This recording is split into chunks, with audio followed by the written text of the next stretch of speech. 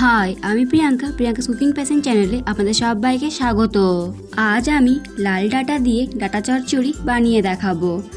এই রেসিপিটি গরম ভাতের সাথে খেতে দুর্দান্ত লাগে। তাহলে দেরি না করে দেখে নিন আমার আজকের রেসিপিটি। ডাঁটা চচ্চড়ি বানানোর জন্য সবার প্রথমে ডাঁটাগুলোর ছাল ছুলে লম্বা লম্বা করে কেটে ভালোভাবে ধুয়ে নিয়েছি। যেভাবে সজনে ডাঁটার ছাল ছাড়ায় ঠিক সেইভাবেই ছালগুলো ছাড়িয়ে নিতে হবে। আর নিয়েছি একটা আলুটা আমি লম্বা লম্বা করে কেটে নিয়েছি। আপনারা যদি আলু পছন্দ না করেন তাহলে শুধু ডাঁটা দিয়েও এই রেসিপিটি তৈরি করতে পারেন। কুকারের মধ্যে দিয়ে দিচ্ছি ডাঁটাগুলো। আলুগুলো কুকারে সেদ্ধ করব না, কারণ আলুগুলো গলে যেতে পারে। আর দিয়ে দিচ্ছি সামান্য জল আর হাফ চামচ লবণ। এবার ঢাকনা লাগিয়ে দিচ্ছি। দুটো সিটি দিয়ে সেদ্ধ করে নেব ডাঁটাগুলো ভালোভাবে সেদ্ধ করে নিয়েছি। এবার কড়াইয়ে দিয়ে দিচ্ছি 2 চামচ সর্ষের তেল। তেল গরম হলে দিয়ে দিচ্ছি সামান্য কালো জিরে।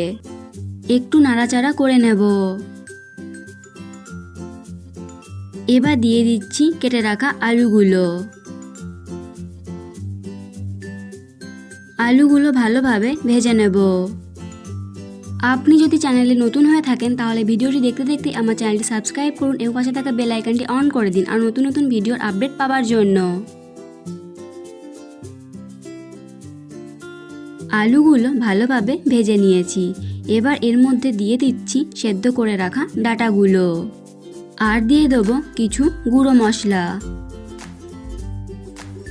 দিচ্ছি হাফ চামচ হলুদ গুঁড়ো, হাফ চামচ জিরে গুঁড়ো, হাফ চামচ ধনে গুঁড়ো, হাফ চামচ লবণ। খেয়াল রাখতে হবে ডাঁটাগুলো সেদ্ধ করার সময় লবণ দিয়েছিলাম।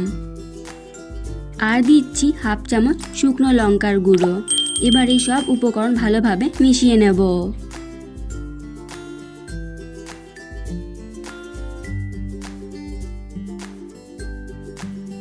সব উপকরণ ভালোভাবে মিশিয়ে নিয়েছি। এবার এর মধ্যে দিয়ে দিচ্ছি সর্ষে পোস্ত বাটা। আমি এখানে 1 চামচ সর্ষে আর 1 চামচ পোস্ত ভালোভাবে বেটে নিয়েছি। আর দিয়ে দিচ্ছি মশলার বাটি ধোয়া জল। আবার সব উপকরণ ভালোভাবে মিশিয়ে নেব।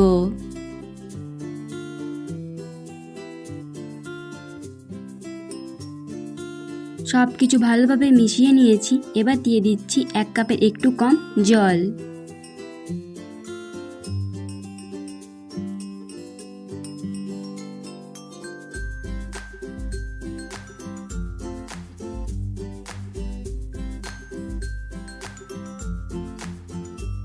গ্রেভি ফুটে উঠলে দিয়ে দিচ্ছি 1 চামচ চিনি। তবে আপনারা লবণ, ঝাল এবং চিনিটা নিজেদের স্বাদ অনুসারে দেবেন।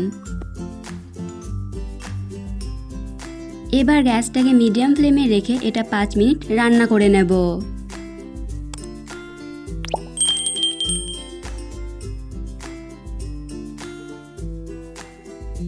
5 মিনিট পর ফিরে এলাম, তবে এটা মাঝে মাঝে নেড়ে দিয়েছি। আমি এই পর্যায়ে গ্যাসটাকে অফ করে দেবো, কারণ গ্রেভিটা ঠান্ডা হলে আর একটু টেনে যাবে। এই রেসিপিটি কেমন লাগলো অবশ্যই কমেন্ট করে জানাবেন। ভালো লেগে থাকলে লাইক এবং শেয়ার করবেন। আজ এই পর্যন্তই।